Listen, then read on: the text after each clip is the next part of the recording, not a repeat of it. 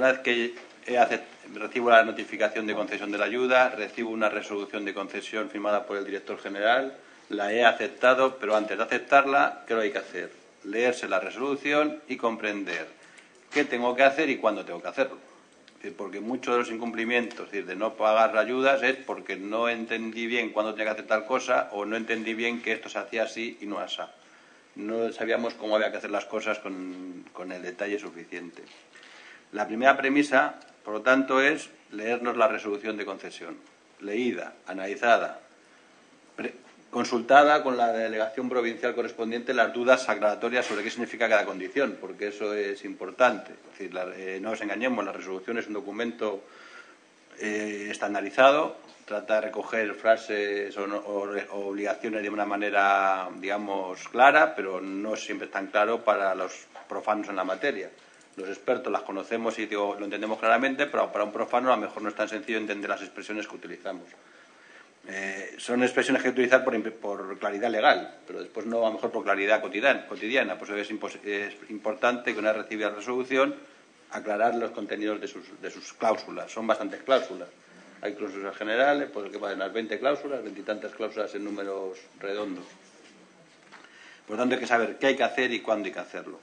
Es importante después, una vez que ya sabemos esto, hemos aceptado la resolución, sabemos qué y cuándo, hay que ir generando desde el primer momento un expediente para justificar la ayuda. Es decir, cada condición tiene que acreditarse de una determinada manera, como después explicaré. Eso hay que ir generándolo con el tiempo, poco a poco, conforme voy generando el proyecto, para cuando llegue el momento de citar el cobro, tenerlo ya montado y decir, aquí está el expediente que presenta solicitud. Hay 3 condiciones básicas que hay que cumplir.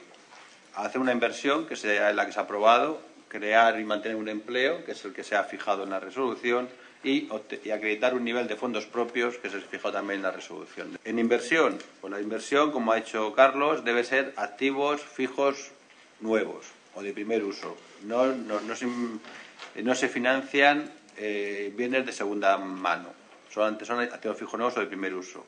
Que más, como ha dicho anteriormente otro ponente, deben estar pagados dentro del periodo establecido, es decir, debe ser pagado, se pone el dinero y se pagan. Respecto del empleo, pues hay que mantener el empleo inicial y crear los puestos de trabajo que se hayan comprometido en la resolución individual. Ahí se fija, ahí la resolución individual es bastante clara, establece generalmente un empleo a mantener y un empleo a mantener en total y un empleo a mantener con un tipo de contratos que se establecen claramente en la resolución. Básicamente son los contratos especiales, que son los contratos llamados indefinidos. Es decir, la creación de empleo es creación de empleo indefinido en términos generales. También se admiten los formativos en prácticas, pero bueno, el empleo, cuando hablamos de creación de empleo estable, como ha dicho Carlos en su explicación, es empleo indefinido. Es importante esto porque muchas veces se obtiene la subvención y el departamento encargado de gestión de personal pues desconoce que hay unos requerimientos de cumplir condiciones de empleo o reconoce las características del empleo que tiene que hacerse. No es la primera vez que se tiene el empleo, pero se tiene con unas características que no son las previstas en la resolución individual. Tengo un empleo eventual cuando la resolución individual me obliga a tener un empleo indefinido. Y llegamos a que no hemos creado el empleo, aunque pensamos, si yo tengo esos trabajadores, sí, pero no en los términos que dice la resolución de concesión. A las fechas determinadas, que después indicaré los plazos, debemos de contar con todas las licencias y permisos administrativos necesarios para poder hacer la actividad. Si voy a abrir un hotel de 5 estrellas, pues tendré que tener la calificación de hotel de 5 estrellas para poder operar como hotel de 5 estrellas, como dice la normativa del ramo. Es decir, no puedo abrir un hotel sin tener la calificación de hotel. Si tengo que abro una industria, tengo que tener la autorización ambiental integrada, tendré que tener la autorización ambiental integrada para poder operar si es necesario. Es decir, todos esos permisos y licencias que generalmente ya sabemos que cuesta a veces conseguir, pues hay que tenerlos para poder percibir la subvención. Hay unos plazos donde tienes que hacer una cosa y además en ese plazo tienes que hacerlo y acreditar que lo has hecho. Si tienes que haber obtenido una licencia y presentarla ante nosotros que tiene la licencia, es el que he dicho anteriormente de las licencias administrativas para iniciar la obra. Por ejemplo, que tienes la licencia de obras, pues hay un plazo de 1 año desde que se concede la ayuda para obtener la licencia y presentarla. Ese es el plazo de realizar la actividad y acreditarla. En otros plazos de la resolución hay un plazo para hacer y otro plazo para acreditar. Generalmente el plazo para hacer, ¿cuál es?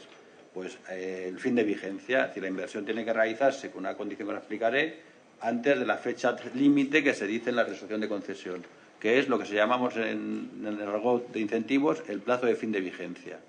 Fecha en que tienen que estar realizadas las inversiones, creado el empleo, tiene que estar obtenido el nivel de autofinanciación, pero para acreditar que he cumplido, que he hecho eso, no se acredita ahí, se acredita en los 4 meses siguientes. Es decir, hay 2 plazos, uno para realizar y otro para acreditar, que son los 4 meses siguientes a esa fecha de fin de vigencia, que es donde hay que presentarse ante la comunidad autónoma con el expediente de justificación de que haya cumplido todas estas obligaciones, págueme.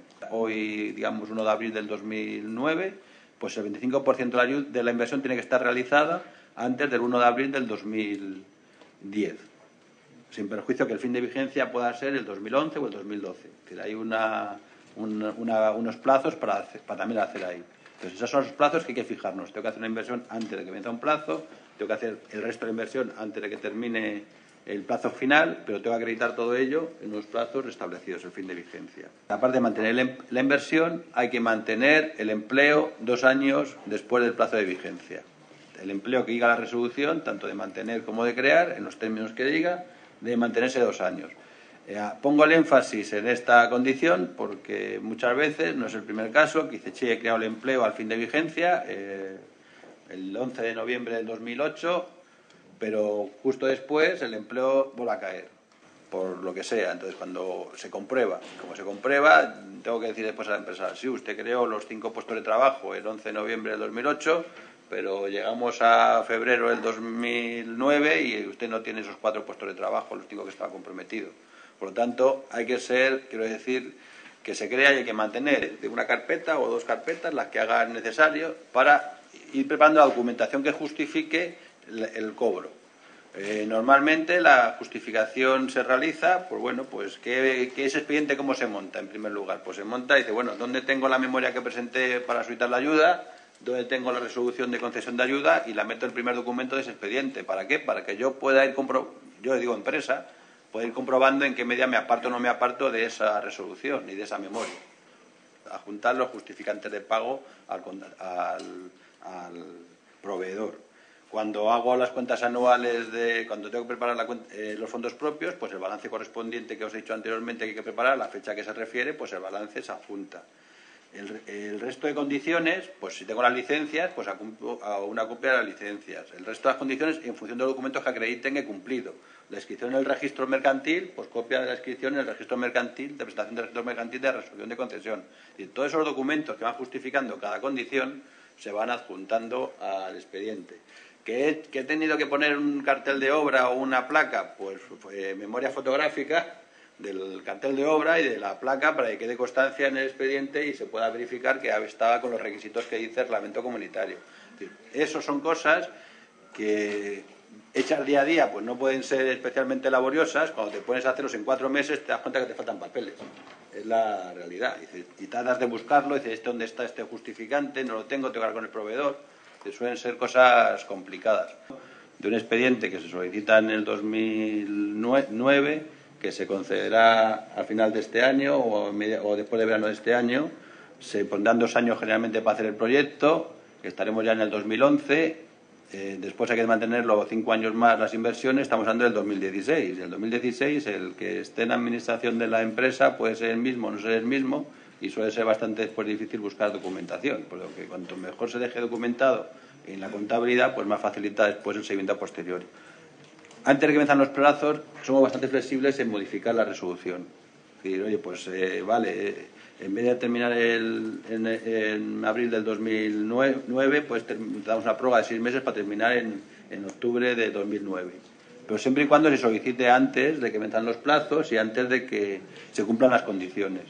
Una vez que ya los plazos están vencidos y por lo tanto las condiciones tengan que estar cumplidas, es muy difícil que se pueda modificar un expediente y salvar el expediente, porque estamos ante hechos consumados. El documento no se ha producido, ya se ha producido y por lo tanto estamos ante un hecho consumado. Salvar el expediente con una prórroga extraordinaria es, como dice el reglamento, excepcional y tiene que ser causas como muy fundamentadas de por qué no he podido cumplir el expediente. Bueno, digamos causa de fuerza mayor y poco más. Hablando ya, iba a presentar la solicitud de documentación y pum, un accidente de coche, uno me lo alegó, me dijo que tú, pobre hombre, tuvo con la pierna rota. Estamos hablando de que ya es muy difícil después de vencer los plazos poder modificar un expediente, pero esa dificultad es al sentido contrario, es una facilidad cuando estamos antes de que venzan los plazos y antes de que producir los hechos. Y cuando voy a producir un cambio en el proyecto, por favor, hacer un seguimiento y antes de que venzan los plazos pedir las correspondientes modificaciones o prórrogas para que se puedan tramitar.